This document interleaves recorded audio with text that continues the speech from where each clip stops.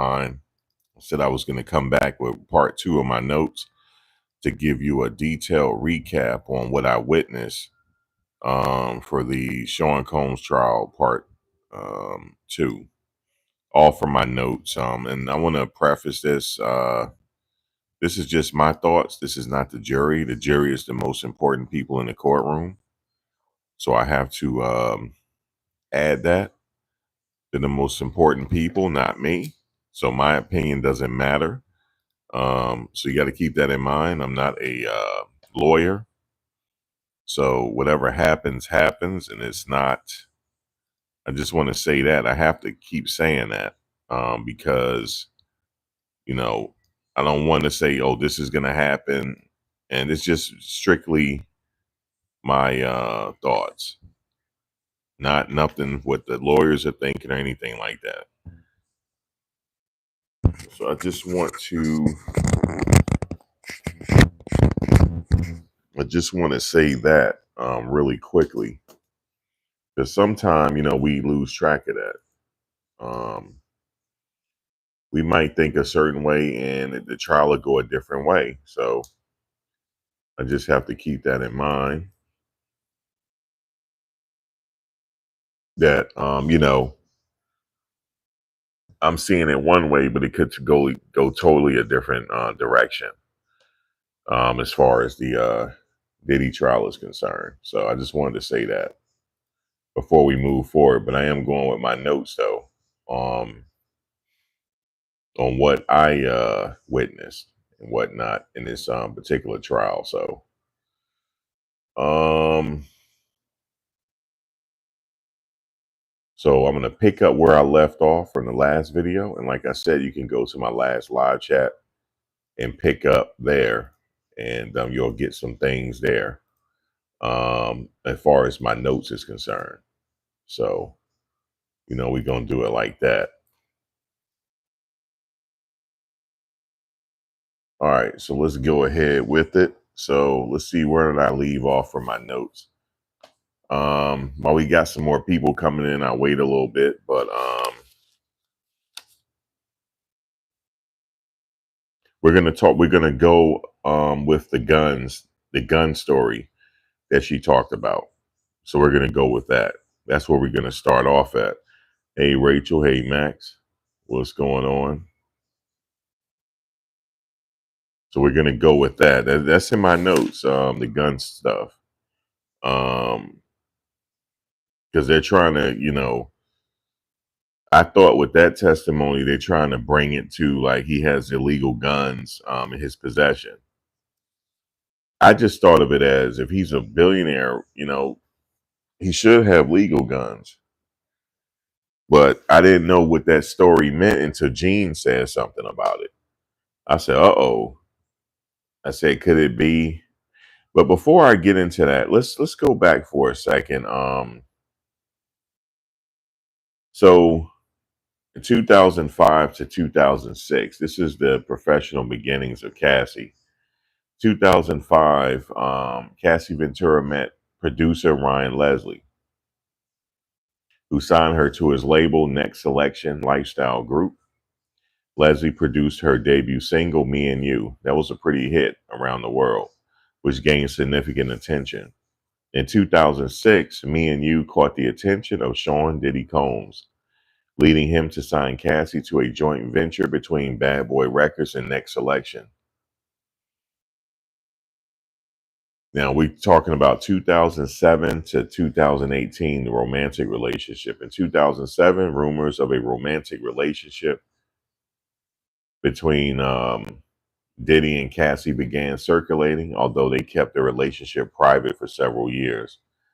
In 2009, Cassie released a single, Must Be Love, featuring Diddy, further fueling speculation about their relationship.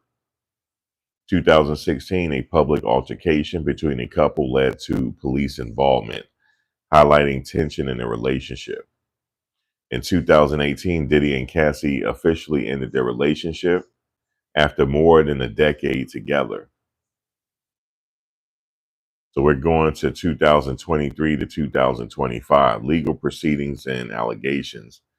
In November of 2023, Cassie filed a lawsuit against Diddy, accusing him of the physical abuse, and sex trafficking during their relationship. The lawsuit was settled later that month.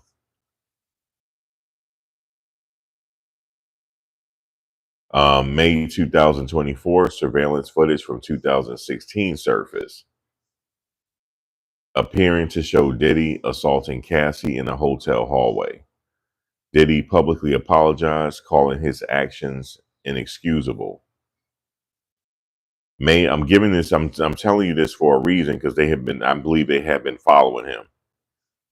In May 2025, Cassie testified, as we know right now. That's where we at now in Diddy's federal sex trafficking trial. But let's go back for a second.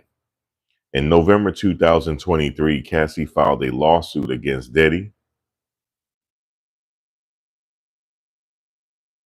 Um,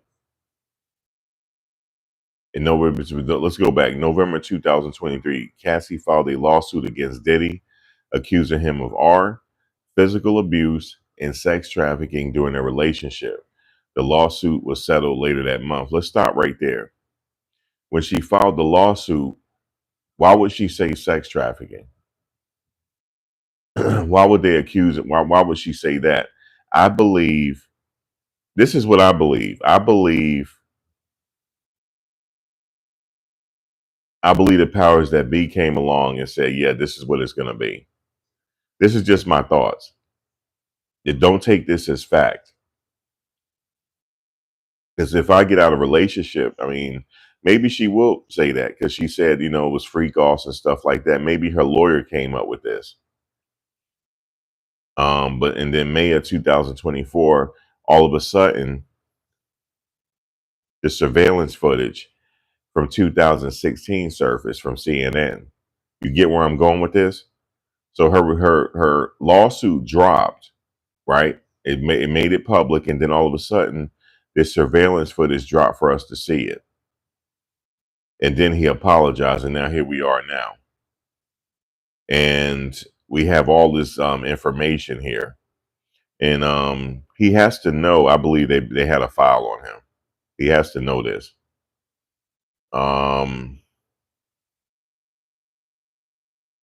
Because everything was set up perfectly. Into November 2003, she filed a lawsuit. He settled. And then in May 2024, the surveillance footage drops. And next thing you know, the rest was history. The feds picked up the case. He agreed to turn himself in. He went to New York. He was waiting to turn himself in. Next thing you know, they picked him up in the hotel lobby where he was staying. And we already talked about in the last, I don't know if we talked about that yet, but they found all types of stuff in this hotel. But we'll get to that.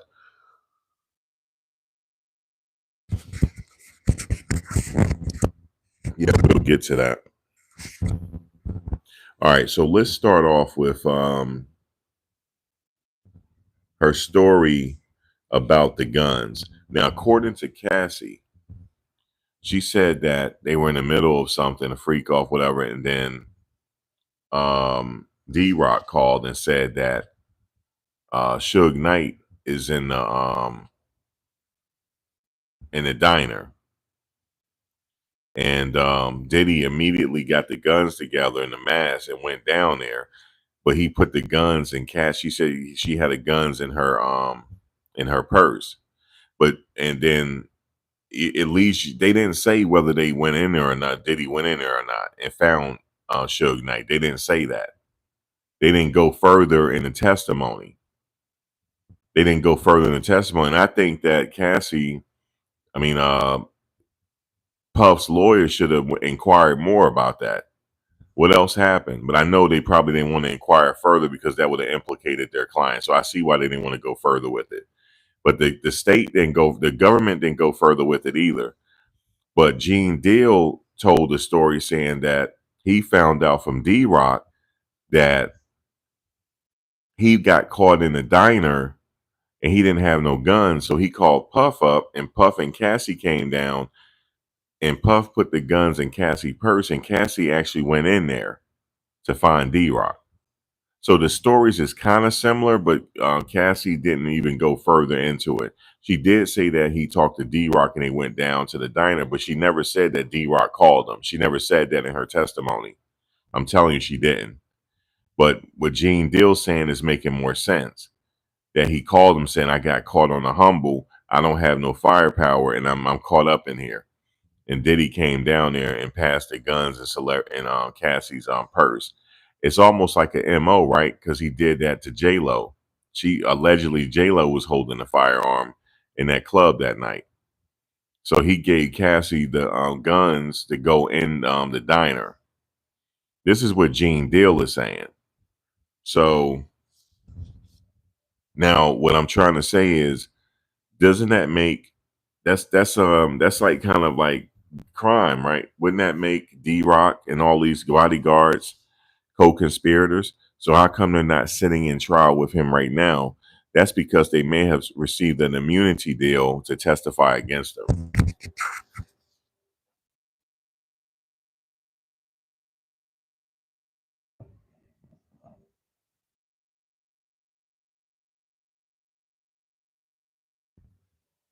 All right, 1 second. Yeah, so they may have received that immunity deal to testify against him because they have not been seen. And also Roger Bonds was named. Ruben Sandy was named, A.K. Rube. Fahim was named. He's a security guard slash driver. D-Rock was named. And a lot of other people. Uncle Paulie was named. These are all the bodyguards. Gene Deal, she didn't name Gene Deal in her testimony, though. She did not. Now, Cassie said she saw handguns in his house in a safe, and he kept them in safes. Now, Cassie, this is what she directly said because I made sure I wrote it down. She said D-Rock told Puff that Suge Knight is in Mel's diner, and Puff went to get at Suge Knight. That's what she said. He took the guns and everything, but she never said that. She said he talked to D-Rock, but she didn't say that D-Rock called him. He was stuck in a diner, in Mel's diner. She didn't say that, but that's what Gene is saying. That D-Rock told her. That D-Rock told him.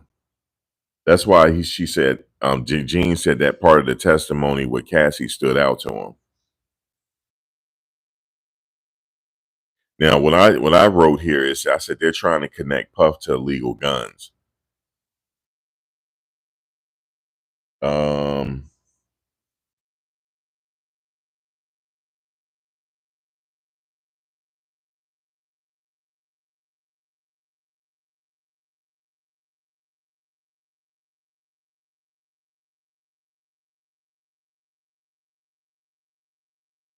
she said oftentimes in the freak off she didn't have feeling because she was on drugs, and she took certain drugs so she can have the dissociative effect.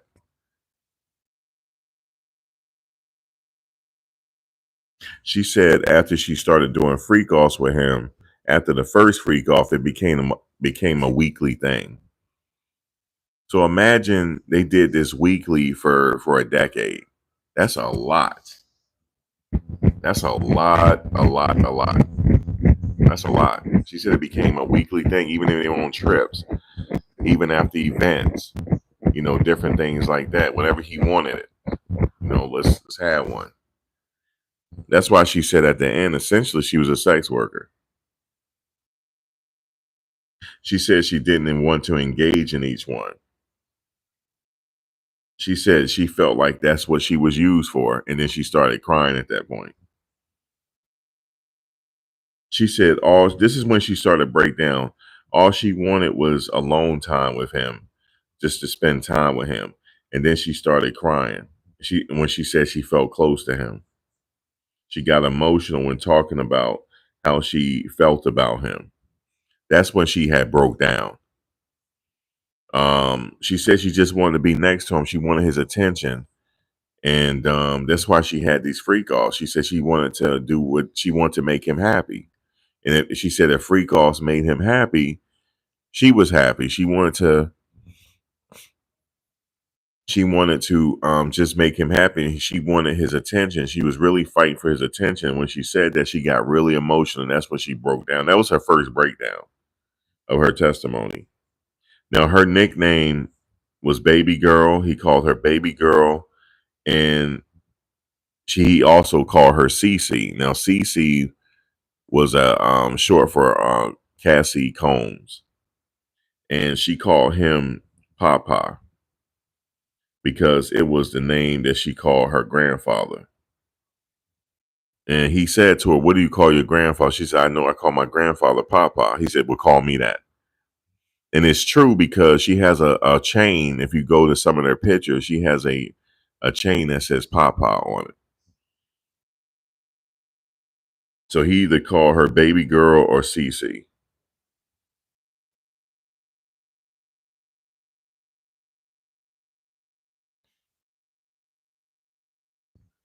So,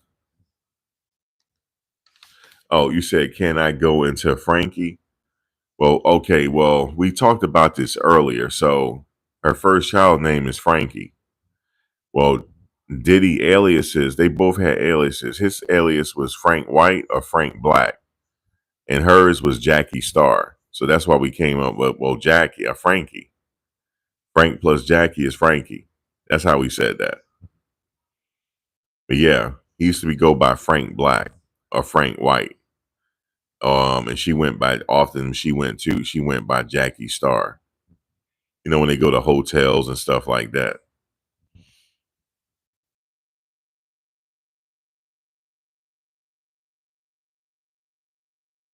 And she said she never wanted to upset him. Like they had a text message they had showed in court.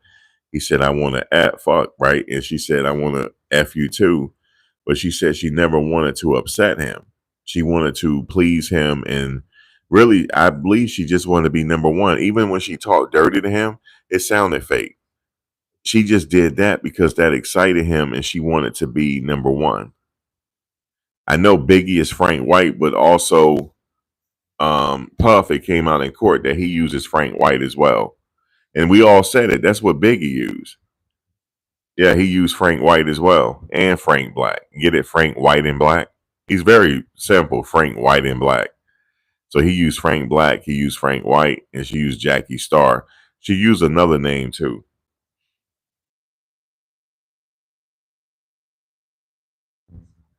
She said approximately 10 bottles of baby oil was used. Glade candles were used. Um, for the whole sessions. He needed Glade candles. You would think for him to be so rich, he would have some like at least Yankee candles or something. No, he went with the Glade candles. So he knew he went with what he knew. You know what I'm saying? That's what he liked, and he liked the baby oil. And everybody talk about there might have been, you know, drugs in the baby oil. No, he liked to be. You have to be glistening. That's what he said. You got to be dripping with baby oil. It turned him on. And then she said she responded from ads from Craigslist as Jackie Star. She said when she responded to ads on Craigslist to get these guys, she went by Jackie Star. Okay. She said only one time they had a female escort.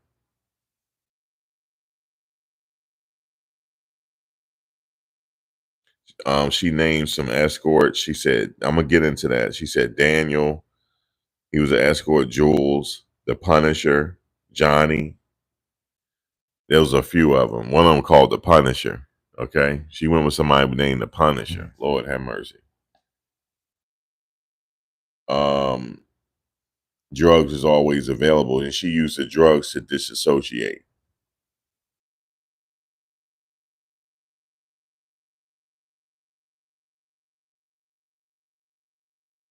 Hold on, let me see. Actually, I'll look now.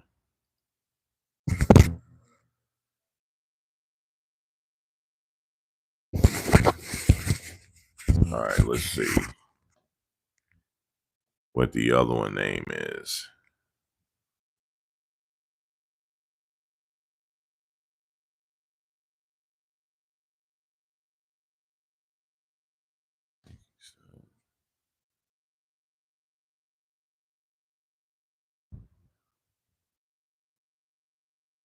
Because when you think about something, man, just the name, it's like a reference to, it's craziness.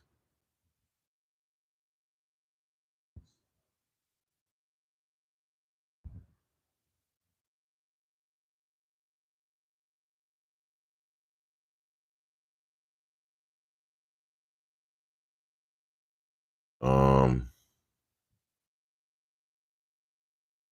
Hold, I gotta go back. She has two daughters, and I think she's about to have a son.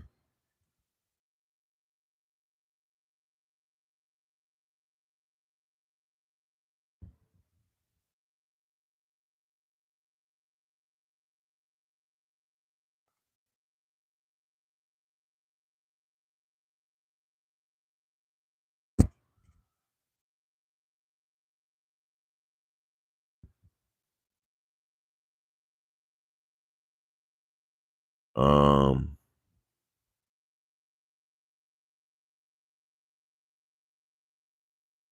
it's not saying what her other daughter name is. I can't find it. She has two though.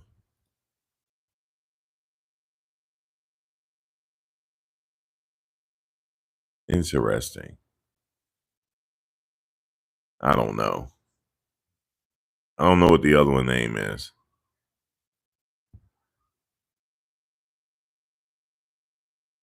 Hold on a second. Let me find out. Well, I can find out. Let's see.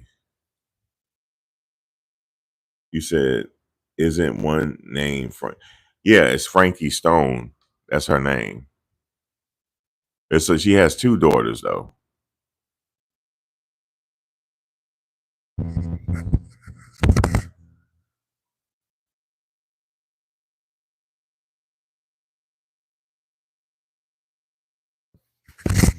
All right, let's see.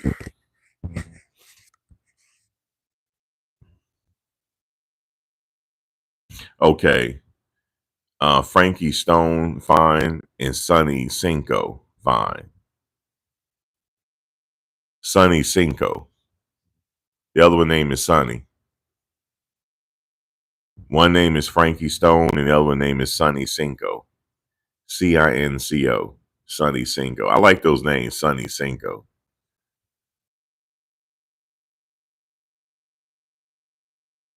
One was born in 2019, the other one was born in 2021. And she's pregnant right now, having her third child.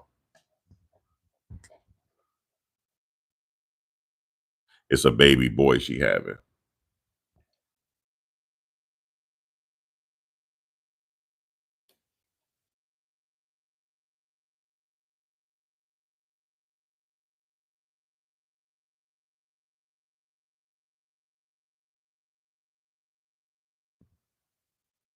Yep, Frankie.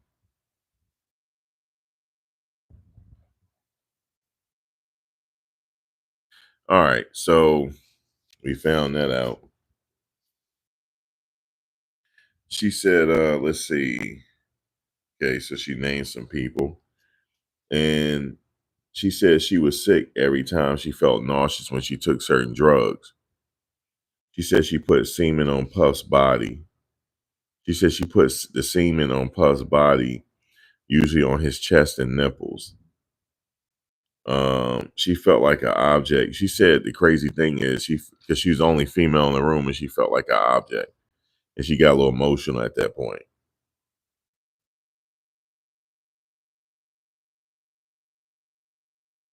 Now she described the hotel incident where we all saw. She said she just wanted to lead a freak off.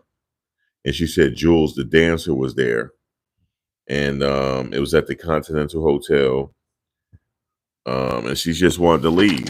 And Puff got mad and snatched her phone. That's what we saw in the video. He snatched her phone.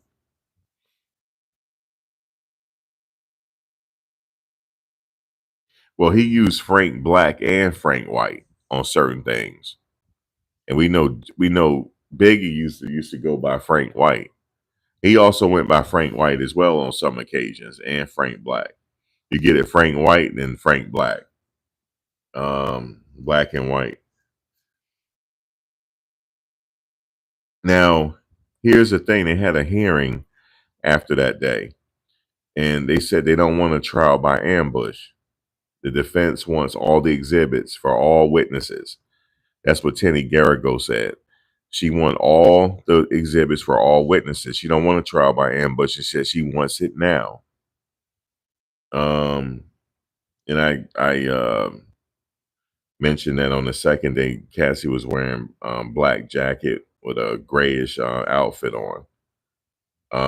She talked about let me see. Oh, he said he asked her. This is what they brought up. The prosecution brought up. Combs said to Cassie, "Is any of the escorts cops?" Ask them if they're cops. So it's implied that I guess he feel like he's doing something wrong if he asking them are they cops or not.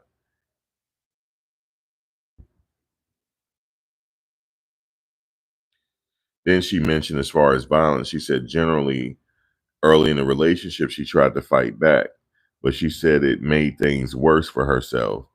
He would go harder and harder, and he became more angry when she fought back, so she stopped fighting back.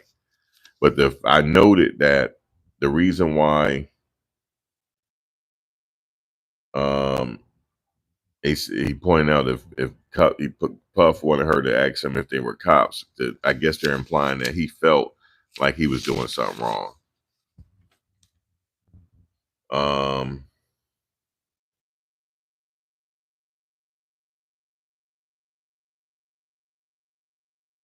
and then they said in the video he was telling her that she wasn't going to leave, and she left in an Uber. And then after she left the hotel, he said, "Please call me. Please call me." He said, "I have 6 kids." Um, she told him to put on his robe. That's all she said. And they asked her, "Why'd you tell him to put on his robe?" After he said all that, she said, "Because he was walking around in a towel. She was trying to help him. She was trying to look out for him." And Jules, the escort, was in the room. And then she showed him a picture. She took a picture. She actually, then we saw the picture as evidence of her swollen lip. And then more of the text message, Puff said, "Please call me. The cops are here. The cops are here. Please call me." And we know that the cops never came, so he was lying to her. So he said, and then she showed the text messages when he said that, call me, the cops is here." She replied, "I have to prepare for the biggest um, event in my life." He said, call me. I'm about to get arrested." He said, "If you don't call me," and that she would never hear from him again. She said, "I'm going to bed." And the fact of the matter is, we know that the cops never came to the Continental Hotel. So he was lying. Now she went home. Her friend Carrie Morgan was at her house. Her friend called the police, and she didn't tell them. She didn't tell the police who did that to her, as far as her face, and the police left. And she was notified by KK that Combs wants to get into her apartment door, and he was kicking and busting down, trying to bust down the door, but he never got in that apartment that night. This is after the hotel incident. So she mentioned KK. Okay, so KK is a co-conspirator here. So we know that we might be hearing from KK soon. And he was banging on the door, and she went to D-Rock's house. That the next day she went to D-Rock's house because her and D-Rock's wife was cool, and she felt safe at D-Rock's house. And she eventually ran into Combs when she was at D-Rock's house. Then they went to Combs' house to do a fitting for her premiere. That's where they did the fitting at for her premiere after they left D-Rock's house. And she wore sunglasses in that picture during her fitting because she had a black eye. The photo of her wearing the gown at the premiere, if you look closely at her face, you could tell she had heavily makeup on. I'm just giving you a backstory on that picture. She went to her premiere. She had a lot of makeup on, but you can see bruises if you look closely in those pictures. The pictures are online. She wore heavy makeup to cover up the bruises on her face, but the bruising was visible on her shoulder. So you go look at that premiere, she had that shoulder, you see the bruises. And they showed a pic of the after party, you could see the bruises as well. and they showed pictures and photos of the various male escorts, and I noted that they were all races of men. She showed about 14 pictures or 15. And they also, I put here and underline it, they showed a picture out of all the men they showed. One of them was Jonathan Oddie. She says they hired all these men to be escorts for freak offs. So this is when the prosecution established that he was paying these people for sex and crossing state lines, because she said that they paid all the escorts with Puff's direction, and all the they paid them all. And I said crossing state lines for the purposes of prostitution, because she said sometime they went to Cannes, they went out, they went to California, they went to New York, they went to Miami, and they paid these people to travel.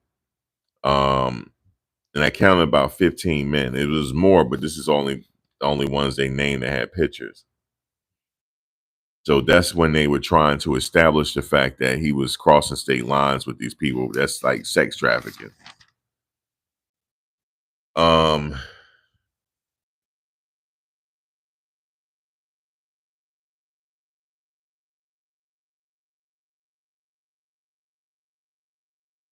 and then also they didn't really like her to take ketamine and all that stuff, because he preferred let me see, that was her preferred drug because of the dissociative effects, but Combs didn't like it because it took time off the freak offs because she would pass out. And so he didn't like the fact that she took certain drugs because she'll pass out, and now that's taking more time off the freak off because they got to try to get her up to get some freak out in her. Let's see. She said she was really against kissing during the freak offs, but Combs wanted her to do so anyway.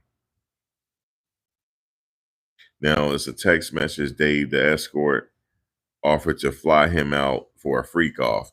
Now, remember when they talk about has he paid for prostitutes across state line?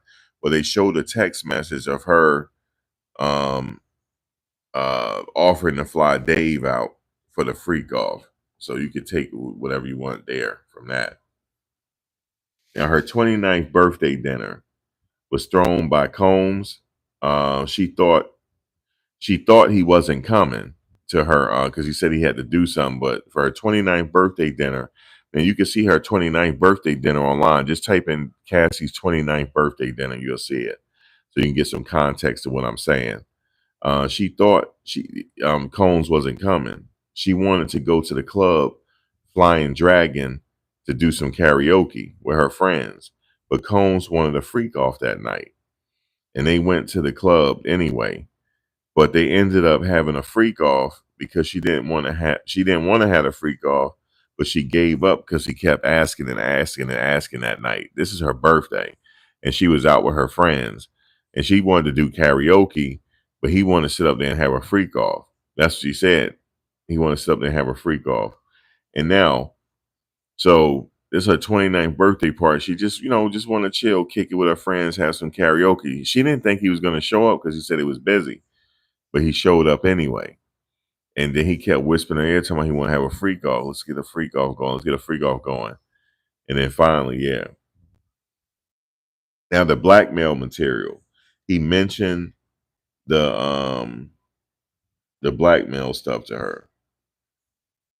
And he said you don't want this stuff to get out. And then it said here she dated someone else. He got mad and he threw a he threatened to release the videos and ruin put her career in jeopardy. And she feared that. He held that over her head. So when the prosecutors mentioned that, that's coercion. When he said that, I'm not saying it's coercion, but that I'm saying that's where they're getting to. That's where they're trying to allude to with the jury.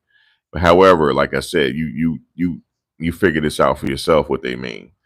So they mentioned the fact that she testified saying that he had got mad one night, because she dated someone else and he threatened to release the videos, and he held it over her head. So let's see. She feared because she didn't want to be in the videos. She didn't want the videos getting out. And she sent a text message to him telling him to delete the videos off the phone. And then they took a sidebar for that. Now she was in Atlantic City, and someone told her that they saw her on a video. And DJ Who Kid told Sujit that he saw the video. So Sujit, her friend Sujit, see, some people thought it was her brother. No, Sujit. What is Cassie's brother name? Hold on, let me see. Let me see.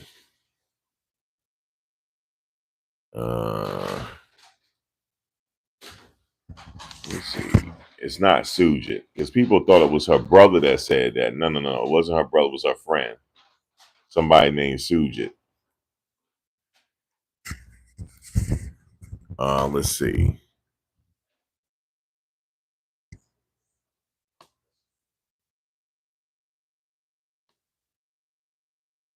No, that's not her brother.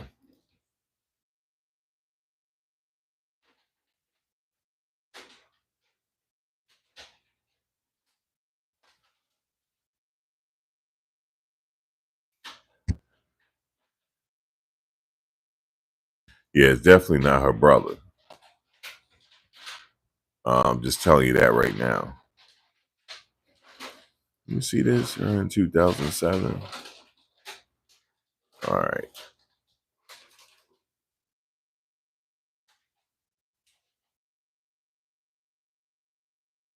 Um,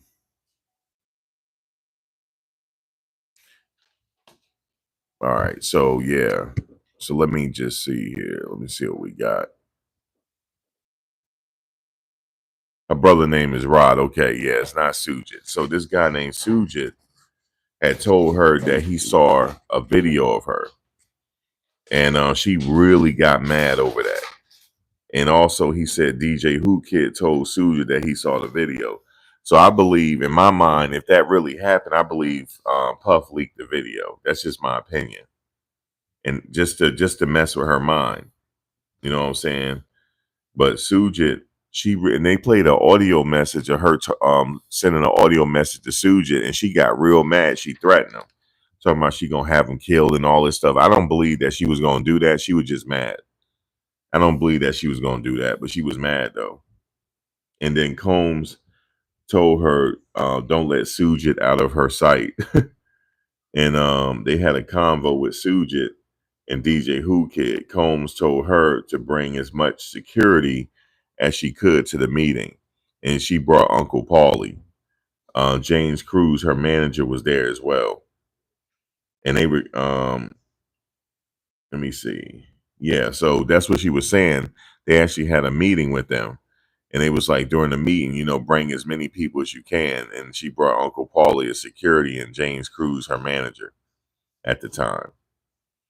And nothing came of it, though. I didn't hear nothing else in the testimony that what else happened to Sujit. But only they did play some recordings of her really getting at Sujit. She really wanted to know who gave that video to Sujit. But I honestly think Combs leaked it. That's what I think, just to mess with her. That's just what I think. And usually they recover after freak offs with IV fluids. They have chefs cook for them, cook them food. And they took opioids to come down from the drugs they took from the freak off. So they'll take some opioids to come down on, have a little food and some IV fluids. And there's a video of him online taking IV fluids after a party. And she got opioids from friends in different lanes like that and Diddy. And she ultimately became addicted to those. Um,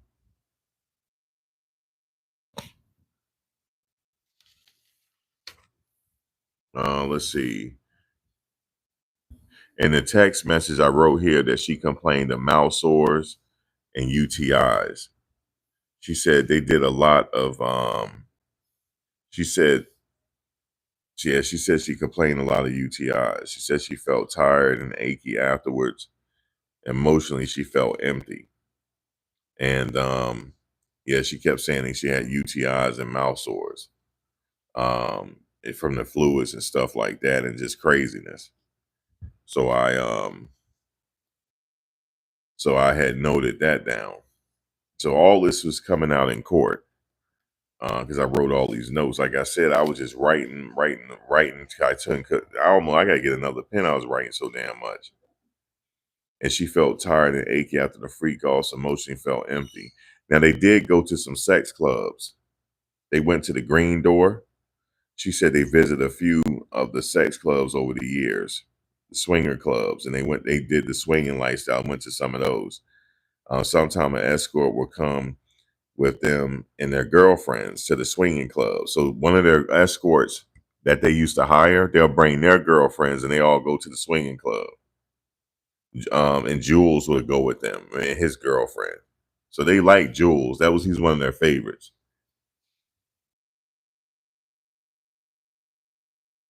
Said she felt safe with Jules. She felt safe with him. She built a rapport with Jules, and she would rather have sex with Jules at the swinger joints. She was okay.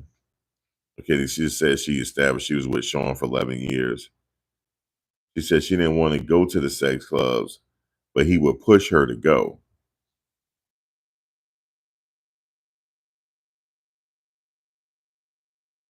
And occasionally, sometime she'll go to the hotels and hide out in the back, and he'll find her somehow. So sometimes she'll lead a freak off sometimes because she ain't want to do it, and she'll just run in the back somewhere.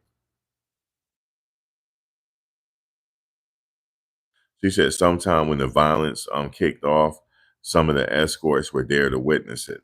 Sometimes they asked her if she was okay, which the first witness, the first escort said he always asked was she okay. She said it happened too frequently. Now she said this was crazy one time. She was at her home packing and her friend Deontay Nash was there. And and then at some point because she was packing for a trip and she was sleeping and she woke up to Combs trying to attack her and Deontay and Mia jumped on his back. They jumped on Combs' back.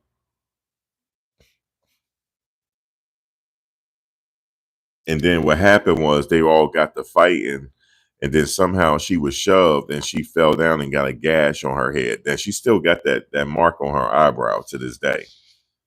And Combs said Combs had her go to a plastic surgeon to get stitches. He had his bodyguard take them, and they showed the text message of it and the photo of the gash on her eye. So that's what they're trying to establish a predicate act because he had somebody take her instead of taking her to the hospital, had somebody take her to a plastic surgeon, meaning that he was trying to cover the fact up that she gashed her eye.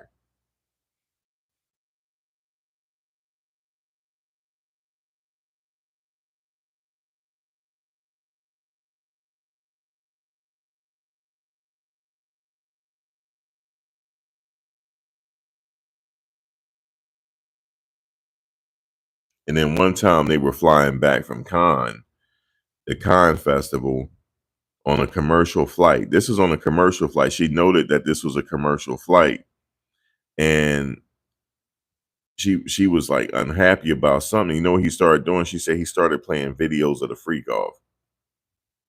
He started playing videos of the freak off on the commercial flight to embarrass her, and he kept playing it over and over again. You know, just to let her know he got this stuff on her. This is all alleged, but this is what she's saying. Um, and one time she wished him happy Father's Day, and she also said she can't wait to have a baby of her own by him. She sent him a text message one time, and she said nothing good comes out of freak offs anymore because he treats her. What did she say? He treats her like he said this one time, right? She said she sent him a text message said nothing comes good off the freak offs because he treat her like Ike Turner. He acting like Ike Turner. He's no, she said this on the stand. She said, yeah, nothing good. She said nothing good's come from this because he acting like Ike Turner. Okay, so we had a lunch break and we back from the break, I said, and Cassie friend Mia, um, I believe this is going she going under a pseudonym. I don't know if her name is Mia, but I put pseudonym. So she might be going under a pseudonym. But evidence images of the free calls with jewels, stuff like that, I didn't see that. Um, some of the employees quit after they witnessed the abuse, and she mentioned Roger Bonds, the bodyguard. He quit after a while. Remember, Roger Bonds said he stopped being his bodyguard and worked somewhere else, and she confirmed that. So she confirmed what Roger Bonds was saying in his interview on Vlad one time. He said he couldn't take it no more, and he quit being his bodyguard. And she said that he was one of the employees that did quit, and she said it was Roger Bonds. And she said D-Rock was present for the abuse. Mia saw abuse. James Cruz witnessed abuse. Anytime Sean was physical, she had at least bruises. Then some, and then she would have to hide them. So these are all the people that might testify: D-Rock, Mia, James Cruz, Roger Bonds. These are some of the people she named. Um,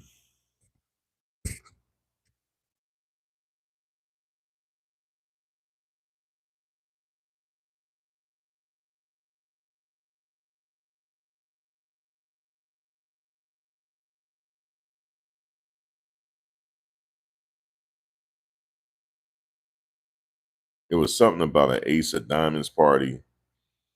She was speaking to produce about her music. Somehow they got in a fight, and he beat her so bad she had to stay in a hotel. She mentioned that she didn't feel safe because of what he could do, guns, etc. He didn't allow her to stay at his house because of the injuries. He didn't want his kids to see it. Oh, now check this out. Her mother had contacted her because her mother had read a blind item on the internet about the abuse. So she lied to her mother about it. She said she didn't want her mother in danger for knowing about what was happening to her. Now her mother is getting ready to testify next week. So, and she showed a picture of a makeup artist, Mia Morales. Oh, the makeup artist. The makeup artist is Mia Morales. You remember the makeup artist had already did a interview online already. I don't know if y'all saw that. The interview artist had already did an interview on YouTube talking about she witnessed abuse. So she did mention Mia Morales. And she said she stayed with Mia after a fight with Sean one time. And she said after dinner at the Beverly Hotel, her and her friends went to Prince's house. Okay, let me tell you the story about when she went to Prince's house. So she said after the dinner at the Beverly Hotel, her and her friends went to Prince's house, the artist formerly known as Prince, rest in peace, for a performance because he invited a bunch of people to his house because he was going to do an intimate performance, some of his music. Is he going to do it live? And she didn't tell Sean Combs about the event. And guess what happened? She ain't tell him about the event because she knew he was going to get mad. But she wanted to go have fun with her homegirls. And guess who she ran into? She ran into Sean at the event. And she said as soon as she saw him, she ran out so fast, so he couldn't see her at the time. But he knew she was there, and he looked very angry. She said he looked very angry. Anyway, before I continue, how's everybody doing? Everybody enjoying the story? Can I get some more likes? But the likes that I have right now, I'm just saying that just greatly appreciated. Damn, I got y'all freaks. I'm sitting on 69 likes. Pause. You see what I'm saying? Y'all, I'm sitting on six. Come on, somebody give me okay, there we go. Because that was pause right there. We sitting on 69 likes. But thank you for the 70 likes. I appreciate y'all. You think I get to 100 or what? Let me see. You said who's going to testify next? Well, Dawn Richard is on the stand right now. Hold on one second. I'm back. All right, let's see. I'm back. All right, let's see. Let's see what we got. Jay Boss. You said I'm feeling bad for him at first, but this MF is crazy. Well, it's gonna get. I'm still going through the notes, James. We going through all this. I'm going through the notes. Now they had a crazy relationship. I ain't gonna lie, but when she was look, let me just get to it. Let's get back to it. Let's stay focused. Let me get back to it. I just want to see what y'all up to. So check this out. When she went back to the hotel, she went back to the Beverly Hotel, right? This is after this was after Prince. Hold on one second. I'm back, guys. I'm back. So check this out. Let's go back for a second. So I'm going through my notes, as you can see, and I have two books here. So I'm almost finished this part of the notes. I'm gonna go to my other book. Because what happened was I left this book home and I had an extra book in my bag. So that's why I had to go to my other thing. Hold on, let me see something. Y'all can hear me, right? Y'all can hear me, right? All right. So look, so we have to recap for real because this Prince situation is crazy. Y'all can hear me, right? So let me see if y'all can hear me. Thank you for the likes. We almost at 100 at 91. I appreciate the likes. Trust me, I do. Can anybody hear me? Can somebody hear me? As soon as I get a reply, I'm gonna keep going. I don't know if y'all can hear me, man, because y'all can't miss this. Damn, the chat ain't even.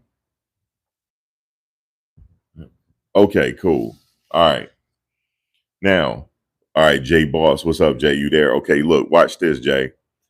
Watch this, y'all. So remember, she was invited to go to the Prince party at his house. Okay. Prince, he was inviting a lot of people, for an intimate session. Prince used to do that, I heard. He played live music and instruments and everything and have a good time, right? So Puff, she ran out, but Puff couldn't catch her. She ran out so damn fast, but she said she saw the look in his eyes. He was mad as fuck. So she left and went back to the Beverly Hotel, and Sean beat her up in the room. And Mia helped her pack up, and she stayed at Mia's house. This is her makeup artist. That Sean beat her up. And check this out. Now, so the lady Mia had already told this story online already because I already knew about it because I told people I know about this story already. She said, like, how you know? You know these people? I said, no, I saw the interview already with her former hair makeup artist that she was close to. All right, guys. So we getting the Kid Cudi now. Are y'all ready? Come on, let me get to 100 likes and then I'm gonna give y'all the Kid Cudi situation. I got the Kid Cudi notes right here. This is what's gonna get him in trouble. Y'all ain't gonna believe this. All right, I get to 100, y'all. I get to 100 at some point. Let me just keep going. In 2011, she dated Kid Cudi. They showed a pic of him in court. Kid Cudi. Yeah, I'm giving you the behind the scenes here. So she dated Kid Cudi. She said they were working together when they started dating. Kid Cudi, his name is Scott. Somebody Google it because I put Scott down. Somebody Google it and just type one if I'm right. Type one if I'm right because I don't got time to look right now. But I put in parentheses Scott. So his first name is Scott because they referred to him as Scott Kid Cudi. Maybe somebody press one in a second. Let me know am I correct. Because I'm just sitting here reading from my book. Okay, Scott. Okay, so I got in parentheses Scott Kid Cudi. Listen to this, guys. Sean found out about her relationship with Kid Cudi at a freak off. You know how he found out about it? He found about it at a freak off. Kid Cudi name is Scott Medea. That's his real name. His first name is Scott. But Sean Puffy found out about the relationship she had with Kid Cudi at a freak off. Sean, he went through her phone and found it, and he blacked out. That's what I put. He blacked out, and she was able to get out, and she was able to get out. She had a burner phone. This is how she did it to get with Kid Cudi. She had a burner phone to call Kid Cudi so that Sean didn't find out. And he picked her. And Kid Cudi one time had picked her up on Wilshire Boulevard, and they went to his house in the hills. After talking to Sean's staff, a lady named Capricorn. So it's a lady on Sean Combs' staff named Capricorn, right? And see what happened was, no, I had just wrote down. That's how she used to meet Kid Cudi. She used to pick up on Wilshire Boulevard, and they used to go to his house in the hills, right? But how Puffy found out about it, he found out at a freak off that she was dating Kid Cudi, and he blacked all the way the fuck out. He blacked out. Now, after talking to one of his staff, is a lady named Capricorn, to resolve this issue with the dating of Kid Cudi, he was still angry and mentioned that he was going to release a freak off video, and he kicked her in the back before she left. So she was leaving. As she was leaving, he drop kicked her in the back, allegedly. All right. Okay. Like he kicked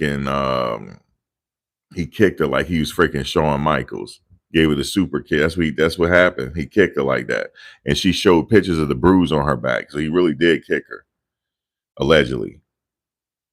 So he threatened to release one of the freak off videos. Now, from my understanding, I think Gene or somebody said this, there's some circulations of freak off videos circling around Hollywood. Now, some destroyed. Now, they said that he destroyed her hotel when she got back. No, check this out. This is some weird shit. This is some Charles Manson shit. When she got back to the hotel, somebody had destroyed her hotel. Okay, after she had that meeting with Capricorn and Sean, and he kicked her in the back as she would leave, and she went back to her hotel room, somebody had destroyed it. Okay, and then somebody took a dump in her toilet and then flushed the toilet. You see how sick this is? Somebody took a dump in her. They destroyed her hotel, and somebody took a dump in the toilet and didn't flush it. This some sick shit, man. And okay, this some sick shit. So on December 3rd, 2011, she was on a flight to Boston, and she sent an email to her mom. Okay. And she showed the photos that she sent to her mom of being beat up. Cassie asked for a break. Okay. And she stayed in Connecticut for a while with her mother and her parents. And Sean was in Arizona. And she said that Kid Cudi car, and no, Sean said that Kid Cudi car will be blown up. He wanted Kid Cudi friends to see it. Now he sent her a text message saying this. He said that Kid Cudi car will be blown up. This is in the text message, folks. He said Kid Cudi car will be blown up, and he wanted Kid Cudi friends to see it. And the three had a meeting. Sean, Cassie, and Scott. Scott is Kid Cudi. Scott talked about his vehicle, and Sean said, "What vehicle?" And the meeting was over. He walked out of the meeting, and she got beat up. You know the beat up was coming, so she got beat up in Vegas, and she always kept gel just in case she was bruising, just in case she get beat up. You know, wherever she at, she had some gel to cover to help with the bruising. So she got beat up in Vegas. She said his sons couldn't see. He said she had to stay in a hotel because he didn't want his sons to see her like that. But he sent her a text message saying that he got to blow his car up.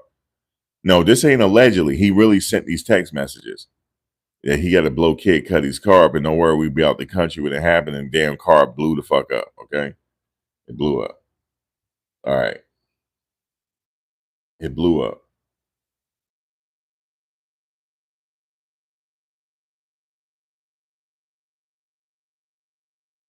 Um, She said one time she seen him hit other people like assistants. She said someone named Eli, he was an assistant, and Sean punched him in the back of the head, and he dragged Mia, his assistant. So whoever named Eli, he got punched in the back of the head allegedly. It was his assistant or whatever. He probably punched Eli in the back of the head, and he dragged Mia, his assistant. That's what she's saying allegedly. And he tried to grab Mia's phone and dragged her. And Vanna, that's Cassie friend, an incident Sean was holding her dangling her over a balcony. Her name is Vanna, dangling over a balcony. And she's still friends with Vanna to this day. Okay. She's still friends with Vanna to this day, man. And so she trying to say that it was an incident where Sean, he was like, got mad and he was dangling over a balcony. And I think she's supposed to be testifying. I don't know yet. We'll see. So Carrie Morgan got into an altercation with Sean, and he allegedly hit Carrie in the head with a wooden hanger that ended her friendship with Cassie. Um, she said she talked about a drug use. She sought help for her drug addiction 5 or 6 times. Sometimes they take opiates to calm down from the freak offs. She says she doesn't use anymore. She stopped in 2022 and went to rehab.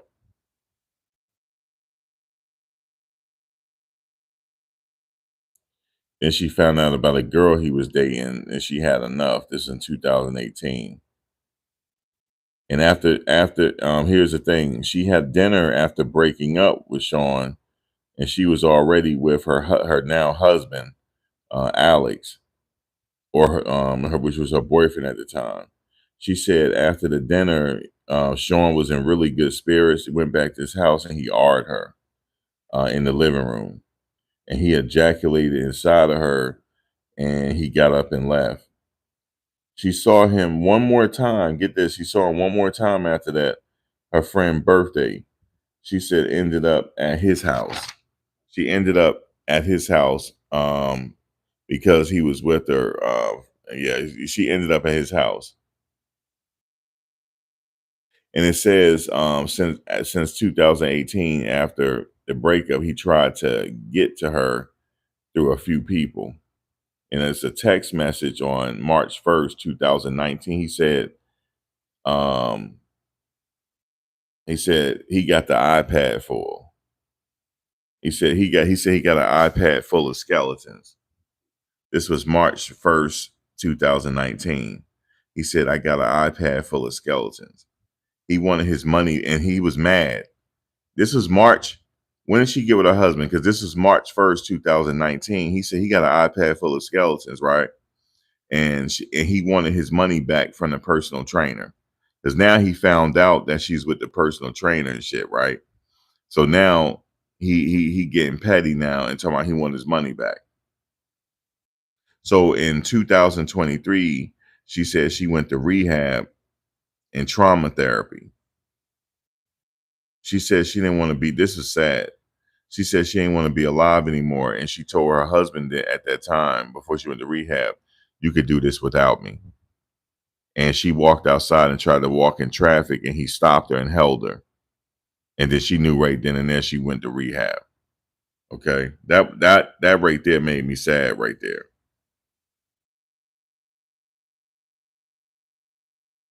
Yeah, she told her husband, you could do this without me. You know what I'm saying? So, and he stopped her before she went in traffic. And she wanted Sean. Now, get this. Now, they talked about the book. Why did you write the book? Because it said that she wrote a book and then asked him, for money after that. She said she wanted Sean to read what she had been through. She asked KK if Sean had read the book. KK said it wasn't taken seriously.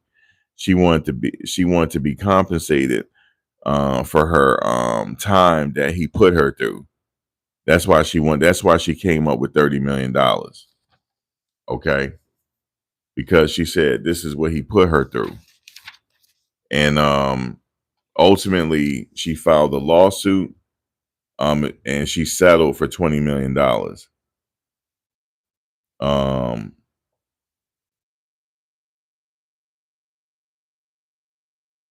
and they said, "Well, Cassie, why are you here?" She said, um, she can't carry this anymore. She can't. She can't. And she said she's here to do the right thing. She said he treated everyone like they were disposable, and she's here to do the right thing, and that's why she's here. Okay, so I finished this book. So now I got to go to the other notes. As they asked her, Cassie, why are you here? Because the prosecutors think it's money motivated. So she's like, "Why are you here, Cassie? Why are you here?" She said, "I'm here to do the right thing. For many years, he treated everybody like they're disposable. And she can't carry this anymore. She had to do the right thing. She had to do the right thing."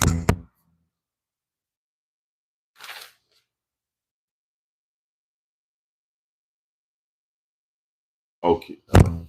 Okay, so the person that cross-examined Cassie was Anna Estevao.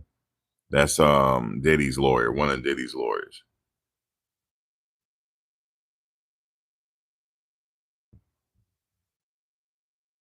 I don't really have much notes on her, man, because she put me to freaking sleep, yo. I really don't.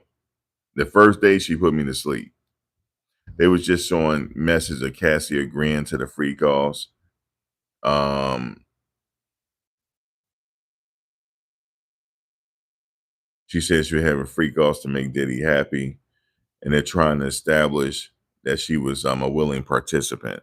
And there was one moment where Anna Estevao said, "Cassie, you're a very pretty, beautiful woman. And you have a good spirit. You're a very pretty, beautiful woman." And Cassie, you know what Cassie responded to her as? "Thank you. Well, thank you." And everybody started laughing. And she said, "Cassie, you're a very beautiful woman." She said, "Thank you." She said, "Well, thank you." And everybody started laughing, man. Um, it said that she was having a free calls to make Diddy happy. And like I said, they were trying to establish the fact that she was a willing participant. And I just said here real quick, I put a star. This is a side note that I put. I said, I don't know if this is going to work because the Kid Cudi incident stands out. And they mentioned Ryan Leslie. She was dating Ryan Leslie when she was 19. And I said, the lawyer is everywhere in here. She dated Ryan Leslie for 3 years. So when she started messing with Sean, she was with Ryan Leslie already.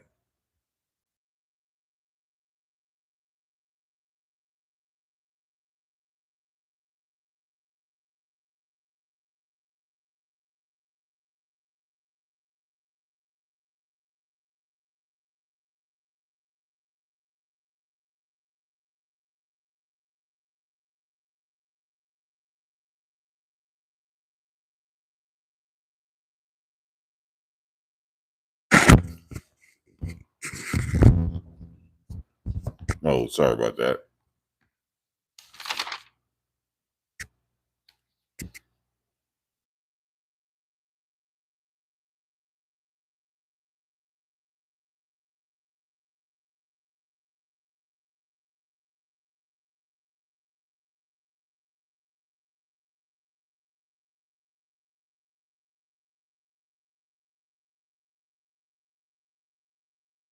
The lawyer asked if he was more irritable when he was withdrawing from opioids. They discussed a lot of drug use and the effects and withdrawal. So what they were trying to say was maybe he was doing all this abuse because he was coming off drugs. And that's not a good defense. I'm just letting y'all know that. That defense never works. Oh, I was getting my Ike on because I was coming off opioids. You know what I'm saying? Um, then they showed text message of her saying that she loved free calls with Puff. Cass responded, just words. Puff sent a message saying he wants to freak off, have a freak off, and Cass replied, yes, it's okay. And my question here, was she just saying that to try to be with him? That's what I said, because it sounded fake from the text messages.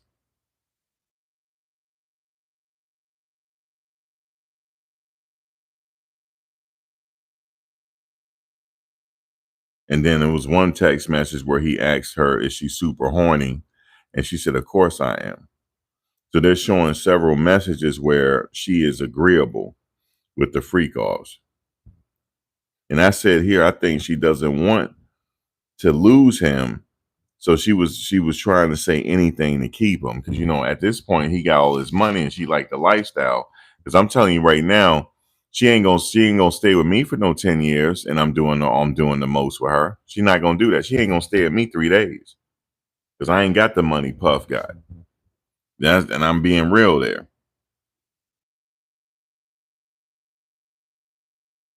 And I just put a note here. I said, attending this trial is like watching a movie. And then Cassie said she was jealous of Kim Porter. She was upset when he was spending time with Gina as well, this lady named Gina. And she said she didn't want to be the side piece.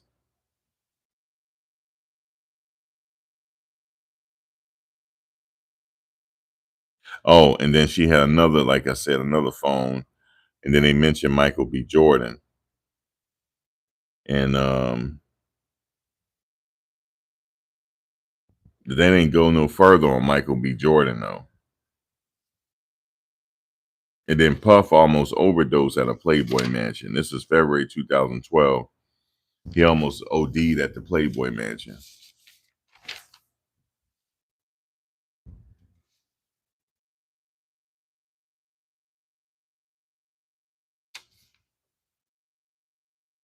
My overall thoughts of the defense on the first day of cross-examination of Cassie, and as DeVeo is trying to show that Cassie was show Cassie's involvement in the freak offs and that she was not as innocent as people think. She also showed various text messages to prove it. She also showed Cassie moving on from Ryan Leslie. She also showed her dating Kid Cudi and keeping that away from Puff.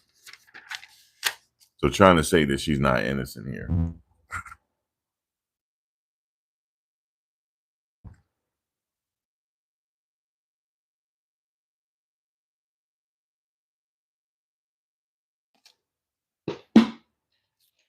All right. Cassie last day of cross-examination. She said on her brother's birthday, she got into a bar fight. She told Diddy that she wanted to kill a bitch. So this is what she texted him. She said she wanted to kill a bitch.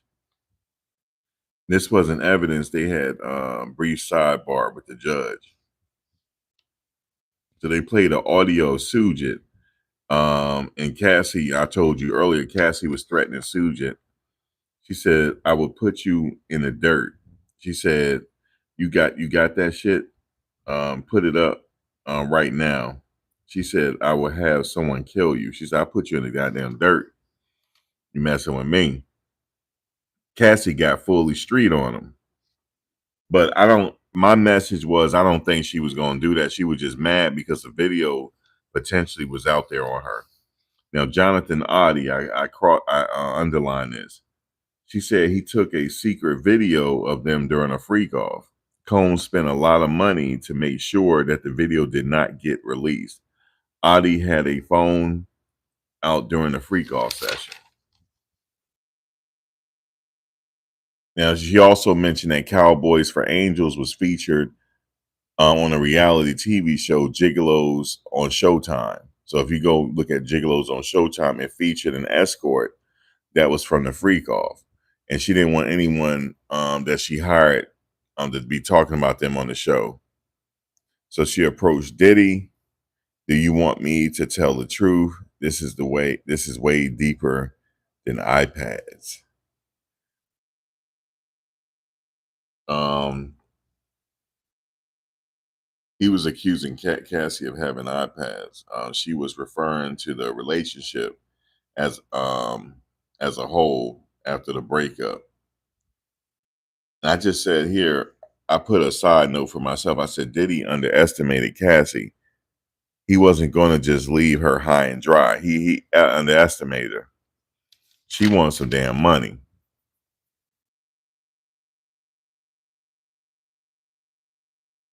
And I said she's currently taking a form of Suboxone, a treatment for her addiction since 2022. And she went to into treatment in 2023. In the book, it's called Dark Times.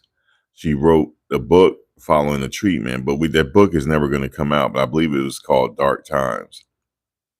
A Little House treatment facility treats different things. I said sex. They also treat it for sexual impulse. What is it? Compulsions or whatever. Love addiction. But they asked her was she treated for sex addiction. I don't know why they asked her that, but was she treated for sex addiction? She said no. I wasn't treated for sex addiction. Um.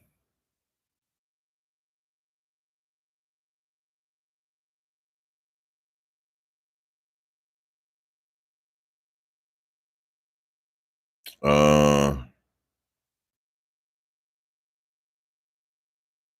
Then she also had EMDR. It helps recount memories and help with the trauma therapy. She was treated for PTSD as well. Um, yeah, she was treated for that.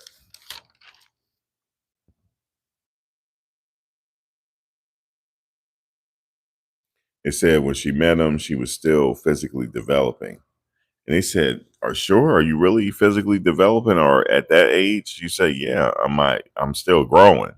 So they had to let that go.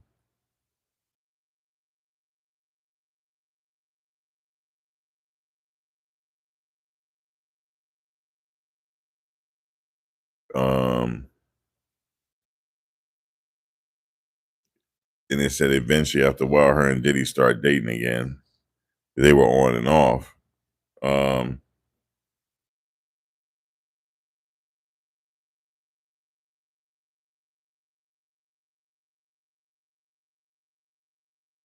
then it said, they wanted to have a closure dinner in Malibu. I don't think that ever took place.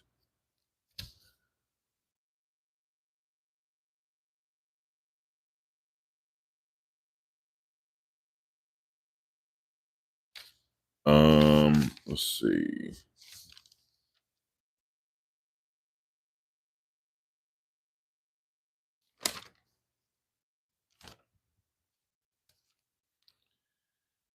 Yeah, so that's a lot of notes. Let me see. I'm gonna have to go to some of the ones I think is good here.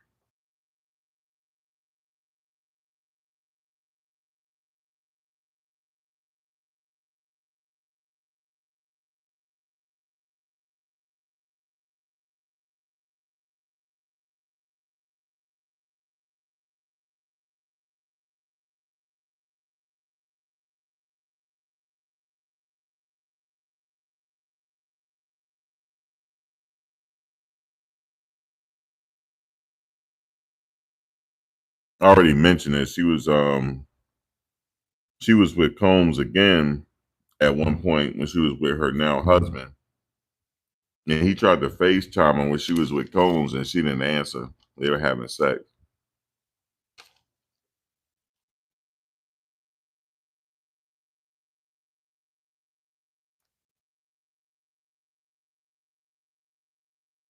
And it said on November 15, 2018, Kim Porter passed. Cassie went to her memorial in Georgia. On November 19, 2018, she said, "I didn't just leave you." She said, "I need to be real with you." He said Kim was his soulmate, and that hurt her feelings. She's still saying she loves him. but she never saw him again personally after that memorial service because she was hurt after that, right there. So that they were done after that point.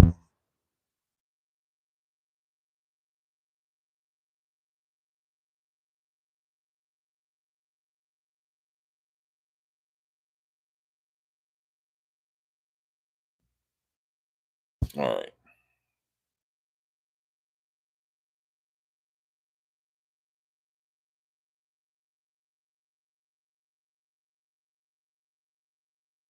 Now, here's some more text messages. She was distancing herself from him on November 26, 2018. He sent her a text message saying, I can't, I wish I could just hold you. That she wasn't going for it no more.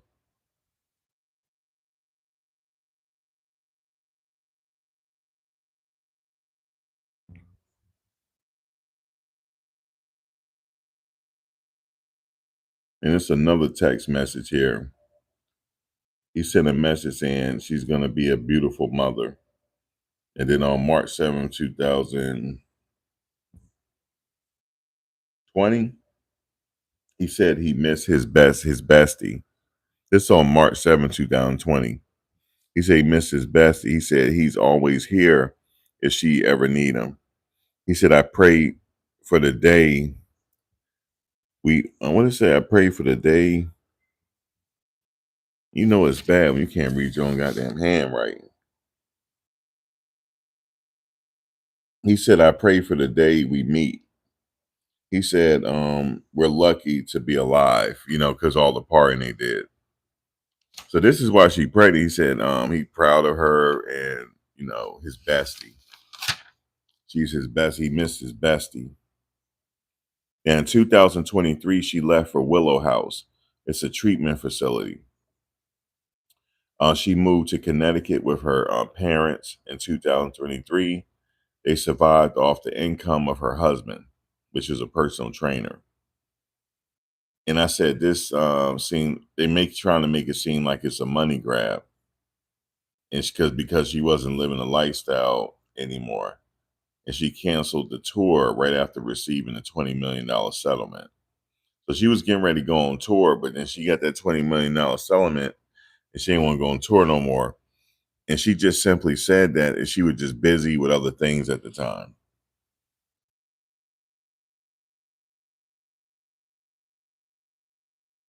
So,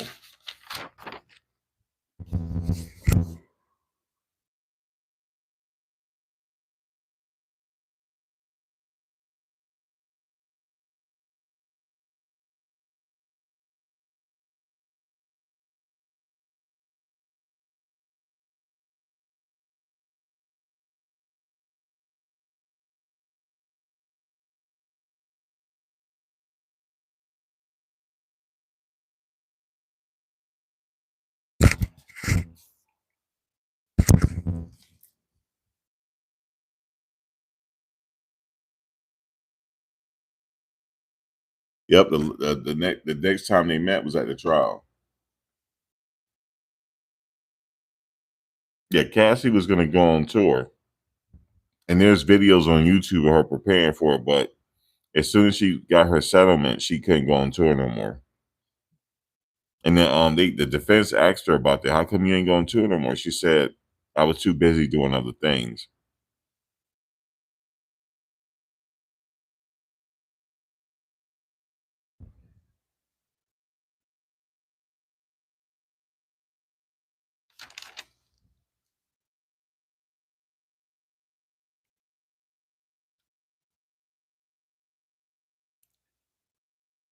And she said all she really did with him is freak off.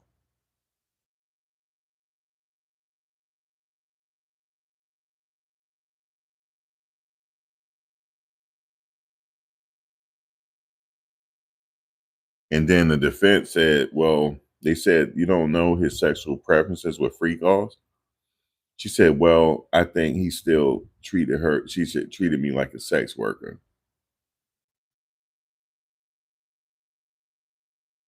She said she was having freak offs not because she liked it, because she had to.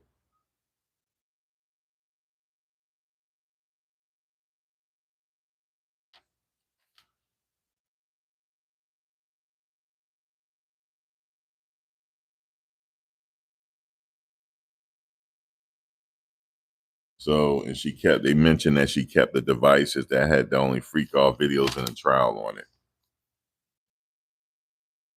She kept all the broken devices. And her response to that was she didn't want to throw them out and she didn't want to get them fixed because she was afraid that people might get the videos on there. So that's why she kept them.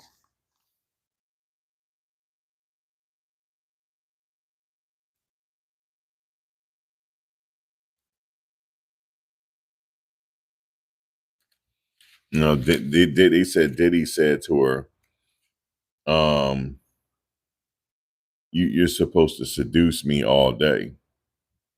But she was receiving a settlement for the Intercontinental Hotel. I had mentioned that. They had said she settled for 10 million. So,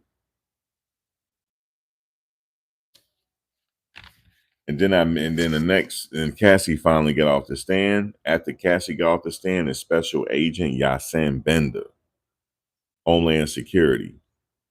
Okay, this is Special Agent Yasin Bender, Homeland Security, Department of Homeland Security. She was in a human trafficking services group, human trafficking division, but she's also a crisis negotiator.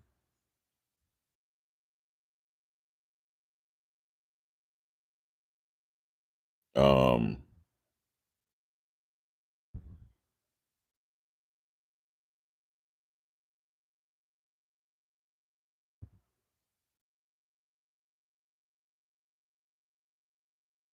yeah. So, and then, like I said, when they went in his room, they found all these bottles of baby oil. They found pink powder. They found Tucci. They said they found full bottles of everything like I said the baby oil. They found $9,000 in cash.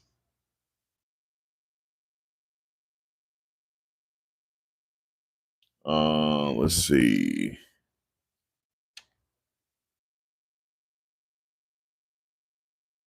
And this is Dawn Richard now. She said she met up with Cassie. When she was a member of Danity Kane in Dirty Money. The, she witnessed an attack on Cassie. And that's what I said here. That's what set it off. And this is towards the end of the day. She set it off. Um, yeah, and that's the end of my notes. Dawn Richard set it off because she was like, I witnessed Cassie get stomped and all that stuff. So that's problematic for the defense. But yeah. Hold on one second.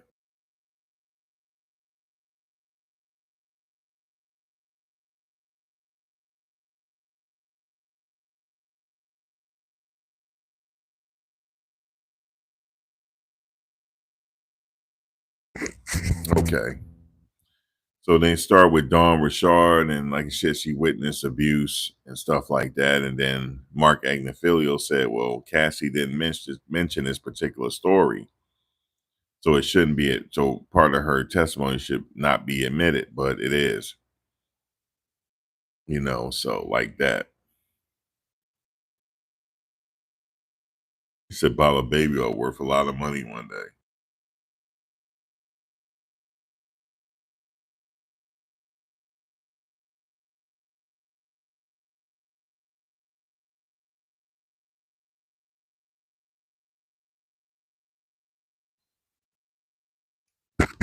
But I must tell you, this man loved his free calls.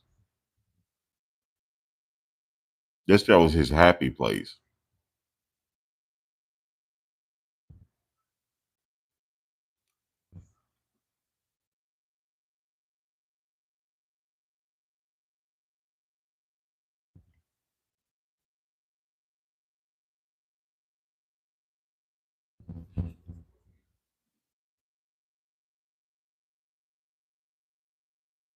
You say you seriously wonder what Johnson and Johnson feel about this?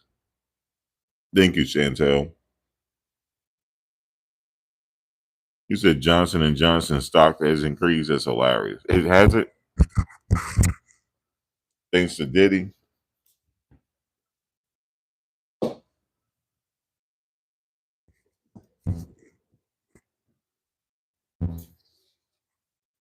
Because he got that Johnson and Johnson baby oil with the pink label on it.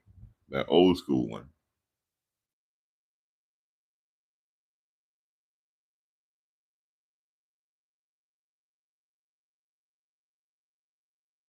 Yeah.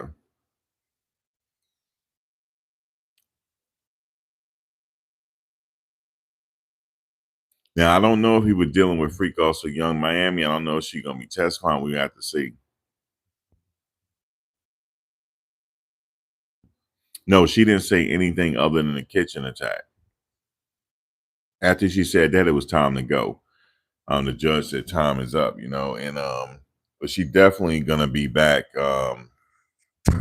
tomorrow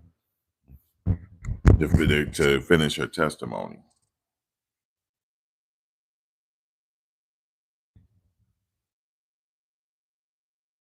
Hold on one second, y'all.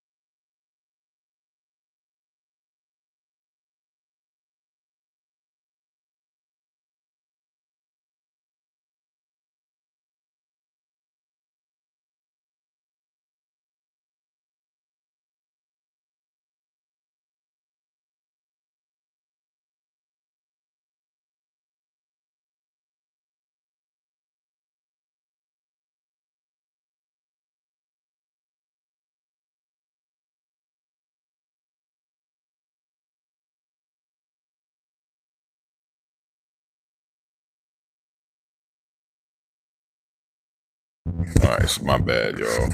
So I want to get so that's pretty much what happened in the week. But like I said, Dawn Richard will be testifying again tomorrow, and we're gonna wait and see what she says. And we're gonna wait and see what's gonna happen with Dawn and some other people that's testifying. For me, it's gonna be a surprise because I know they named some witnesses, but I didn't write them all down.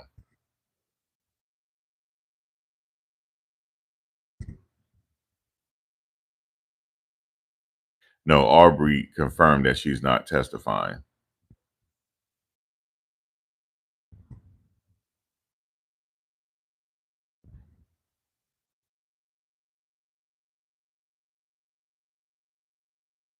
That's funny. You said Johnson stock has increased. Hold on. Trying to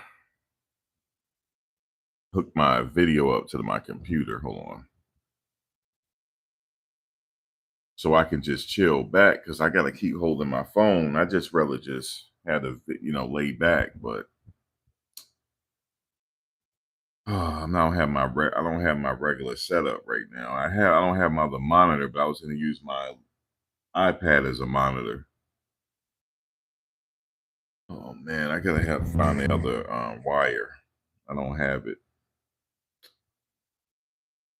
Shit, I probably left it back in Virginia. Shit. I was supposed to bring my other monitor, but I just didn't feel like lugging it. Anyway, I'll just do it like this, man. This is really my mobile setup. You see what we got.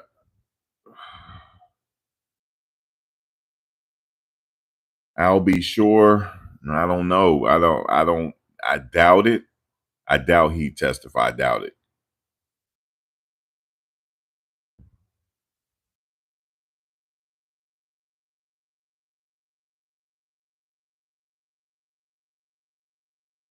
Man, do you know if Diddy has anybody testifying? No, he after the government present their case, and then the defense will present their case, and I'm not sure who they have on their witness list yet.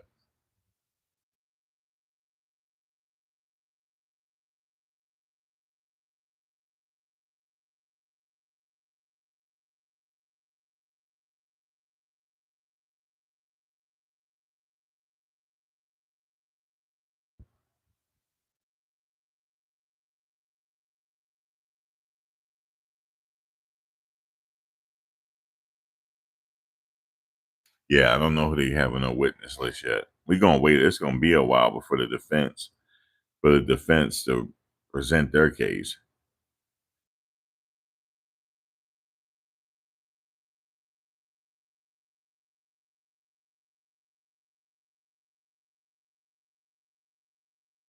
He said he wanted to go on Good Morning America. You talking about Albie Shore?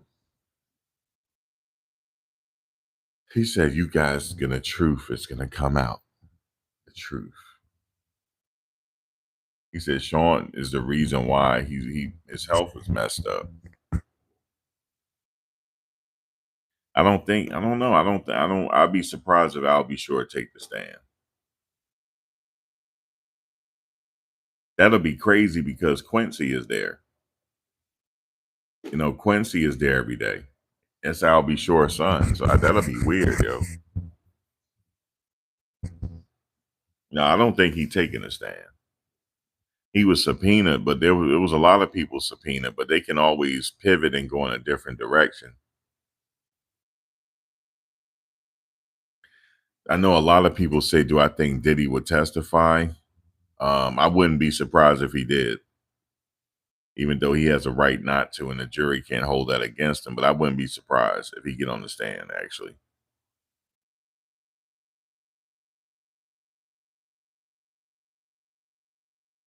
So,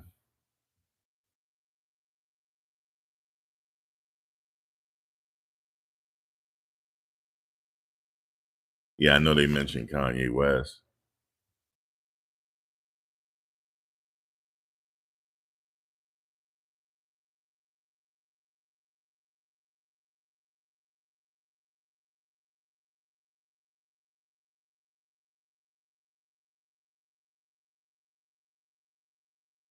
Well, anyway, guys, I'm getting ready to sign off because I got to get up early in the morning.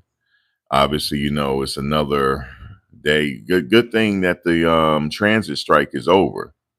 So traffic should be back to normal tomorrow because it's over with now. So that was a breath of fresh air for me that it's over. So I don't have to wake up mad early. I can wake up at a normal time and get myself together. So that's a good thing.